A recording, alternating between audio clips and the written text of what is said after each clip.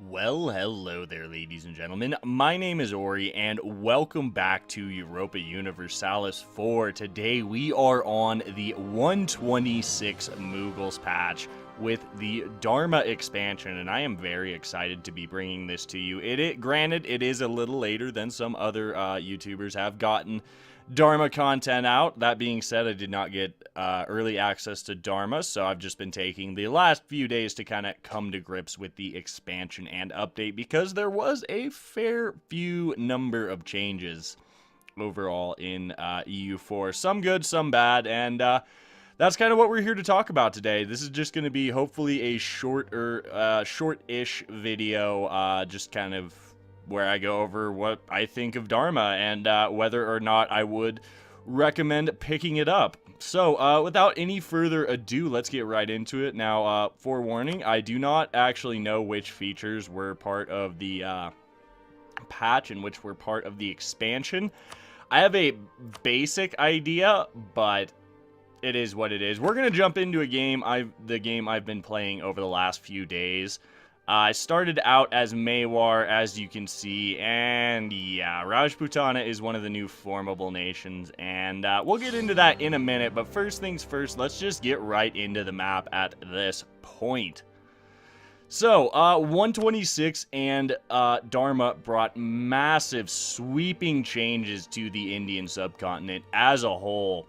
I mean, if you couldn't tell already just by looking at this, there's so many provinces in India now, it's just absolutely unreal.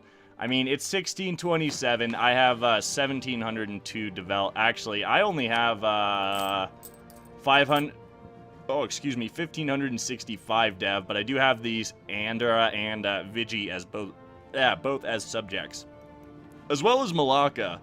I do have Malacca as a subject, and on a side note here, it was pretty amusing. So I conquered Malacca, got it most of the way cored. There were some rebels, and then they kind of went over into Pasai. I was able to come down here, de-siege this province. I released Malacca as a subject, and all of these provinces just naturally defected back to Malacca. So that was pretty amusing. I definitely enjoyed that. But yeah, I'm getting a little off topic. So, one of the biggest changes that came with 126, and I believe this is part of the free patch, not the Dharma expansion, is trade. Trade got changed massively in 126. At least I feel like it's a massive change. And as you can see, there's all these new little trade centers on the map. And the coolest part about all of this, you can upgrade these. You can manually decide which centers of trade you want to upgrade. So, for example, you see Kathmandu here? We can upgrade it from an Emporium, level 1 inland center of trade, to a market town. I'm not going to do this, but it does give 5% local dev cost and 10 extra trade power. I'm not going to do that. Like I said, I want to save the money for other stuff. Actually, down here, we will go ahead and upgrade this natural harbor. Now, harbors actually provide extra institution spread, which is pretty nice. So as you can see now, this is a level 2 coastal center of trade. It goes all the way up to level 3, and it costs 1,000 ducats to upgrade it to level 3. But let's go over here and check out Chittagong. It is a world port. As you can see here, it's just, yeah. Yeah, it's pretty sweet. It provides some pretty fantastic bonuses. And like I said, these are manually upgradable. It's so cool. I love this feature, honestly. I think it's one of the best features to come with the patch and expansion. Absolutely phenomenal. Beyond that, the trade nodes in India have definitely changed, as you can tell. This was part of the patch, I believe. The Deccan node was added, and the node formerly known as Ceylon was changed to Coromandel and goes up here now instead of the Bengal node coming all the way down to about here is where it used to end, which makes a fair bit more sense in my opinion. They also changed up the artist formerly known as the Goa node. It's now the Gujarat node. As you can see, yeah, that changed a fair bit. And beyond that, I don't really remember what the trade zones looked like, to be honest, before Dharma. because, yeah, I've been playing it over the last few days and just really, really enjoying it. I've been having an absolute blast with this campaign. So another one of the big changes that I actually do like in Dharma is the policy changes. Now, I'm going to be pretty brief about this, but depending on feedback, we can absolutely make a more in-depth guide on the new policy system. But basically what you need to know is you can have a grand total of 9 policies now. However, you can only have 3 military, 3 diplo, and 3 admin active at one time. And some nations actually get in their national ideas a free policy. Real briefly, we'll touch on that. See, as we can see here, free military policy right here in our Rajputana traditions. Real briefly, I'll just run down these ideas. They are absolutely godlike. I have been just decimating everything in India. I think I've fought like 5 coalitions, and the aggressive, yeah. As you can see, not a lot of people really like me anymore, which is fine. Even the Ottomans are starting to get kind of pissy about it. But again, I don't really care because of the glorious military bonuses. Again, getting off track, another good change, and I believe this is also part of the free patch 126, is the new government system. Now, I say good change kind of hesitantly, but at the same time, I actually do like the flexibility of it. When I first heard about this, I was very unsure how it was going to affect the game overall. It was one of the things I was definitely apprehensive about with the launch of Dharma, but after playing around with it in this campaign, I actually kind of like it, in all honesty. It definitely, like I said, is flexible. So right here, you can see we have different tiers of upgrades, and these upgrades are they definitely are interesting, and you get, as you can see here, since we started as Mewar, or Rajput Kingdom, this is where you are going to be getting your, at least starting unique government types, and then you can pick up stuff throughout here. So, for example, let's see, where was it? States General, right here. Yeah, we could go ahead and pick up the Dutch government, if we wanted to, the whole statist versus orangist mechanic. Or statists versus monarchists at this point, which is very interesting. So you can only do these reforms one at a time in order. You obviously start out with the tier 1 power structure update, or power structure government done. I'm not sure what to call these, honestly. Government upgrades? Yeah, let's go with government upgrades. So you have your tier 1 upgrade done, obviously, and this is, like I said, where you get some, if not most, of your unique government types. And you can only fill out a reform every time this bar fills up. Now, it starts at 100 and goes up by 50 every time. So as you can see, yeah, since I have 1, 2, 3, 4, 5 reforms done, it's gone up from 100 to 350. And you gain these points by, it's just basically the average of local autonomy. So that's pretty sweet, to be honest. Like, the amount of points you get per month really just depends on your autonomy. And with the new estate system, which we'll get to in a minute, which is also awesome, I like it a lot, actually, it's quite cool. But with the new estate system, you actually do have to kind of be aware of exactly how much you're giving out, even if you're getting some sweet bonuses there. Because this may slow down. I've never seen it go below 0.5 for me in this campaign, but stranger things have happened after all. Alright, so what's this whole business about estates? Well, as you can see, estates are here. There's more of them. They're unique, obviously. That was a terrible segue and intro for this. But this is actually part of the base game now, which is, I think it's a really, really good idea to start doing that. And I think, in general, some of the older expansions should start being integrated into the base game.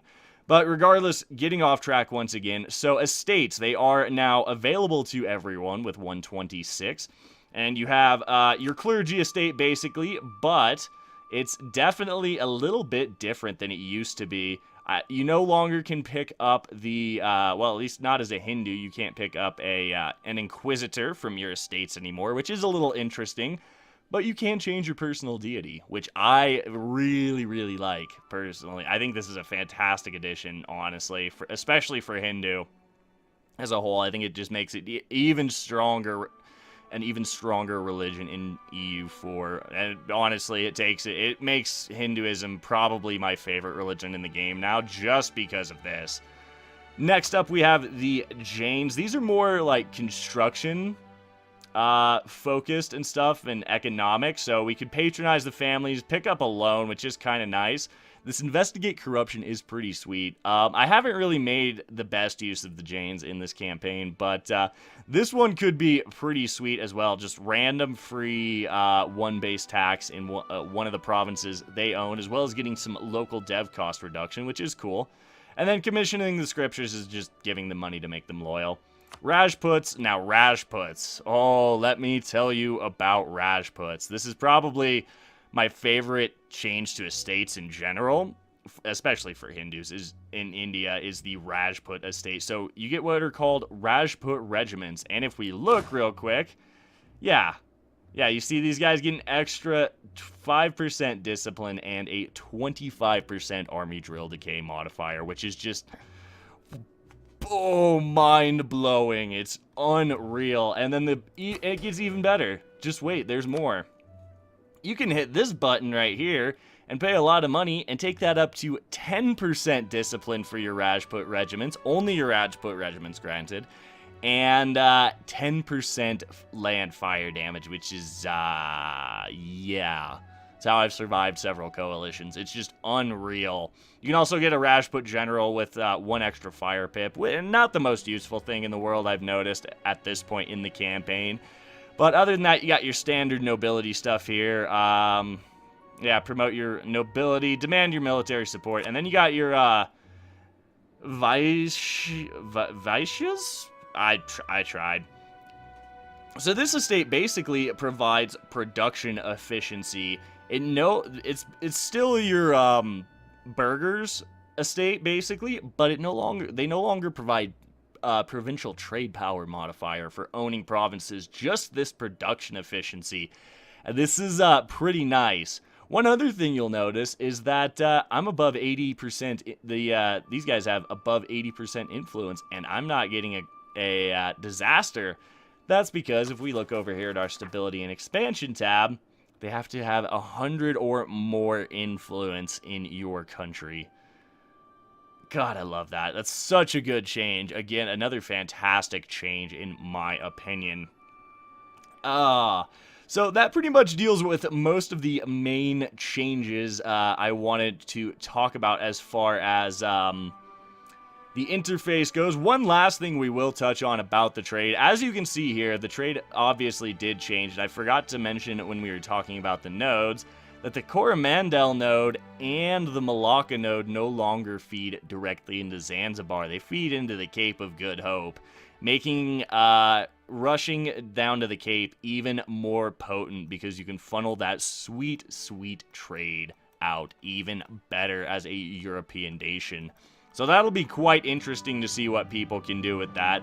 And as you can see, the centers of trade apply everywhere. Obviously, there's still like certain modifiers. You still have your estuary modifiers and whatnot. But beyond that, you don't really have too much else. I think obviously you're going to get goods produced modifiers still. So for example, Bosphorus, Bosphorus Sound Toll and Diamond District's no longer here, actually. No, Diamond District's right there. So, yeah, these still apply for sure. But, yeah, in general, I really like the fact that there's just more centers of trade added in each node. It just allows smaller nations to kind of get that little edge with trade power any way they can. But, again, getting a little off topic. That brings me to pretty much the last thing I want to talk about. As far as 126 and Dharma goes, in general, Dharma is focused here. One thing I do have to mention. They cleaned up the culture in Indochina. Like, oh my god. You have no idea how happy this makes me. It used to be such a mess. Oh, it was bad. But they've cleaned it up, and it is just amazing. I am super pleased about that. Added some new things here. In general, the map changes, and most of the changes are quite good. That being said, there's something we have to talk about, and that's the changes to religion.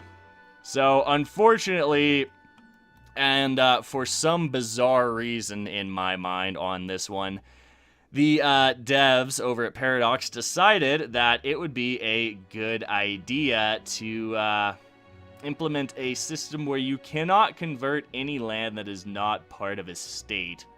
Now, with the government reforms, you can get more and more states. If we look at it, I can have a total of 36 right now, and there's a +5 bonus from the one of the reforms, which is pretty nice.